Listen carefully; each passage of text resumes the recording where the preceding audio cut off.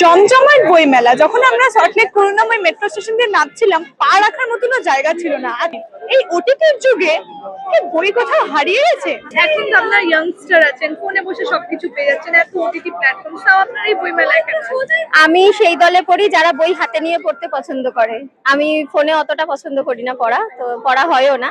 খুব প্রয়োজন না পড়লে পড়ি না আর কি। ট্রাভেল করার সময় হয়তো পড়লাম, সবসময় বইটা নিয়ে ট্রাভেল করা যায় না। বাড়িতে থাকলে বই হাতে নিয়েই পড়ি। আমার মনে হয় বইটা এক ধরনের ভিজুয়াল একটা সিন ক্রিয়েট করে আমাদের জন্য। ওটিটির কাজটা যেরকম, আমরা একটা যেমন অনেক ক্ষেত্রে হয় আমরা বই পড়ার পরেও ওটিটিতে সেটা যখন সিনেমা হয়ে আসে, মুভি হয়ে আসে, যাই হোক আমরা দেখি সেটা।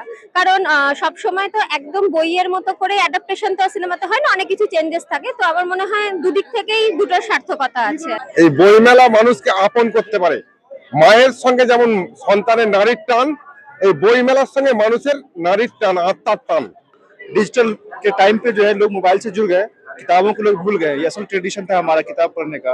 असल नॉलेज यहाँ से मिलता है, शॉर्टकट नहीं नॉलेज हासिल करने का, किताबों से जो मिलता है। ওটিটি প্ল্যাটফর্মে আছে, বাট বই পড়ার একটা আলাদাই মজা লাগে। মানে শীতের দুপুরে বা যে কোনো দুপুরবেলা ফ্রি টাইমে বসে বই পড়ার একটা আলাদাই ভালো লাগা থাকে।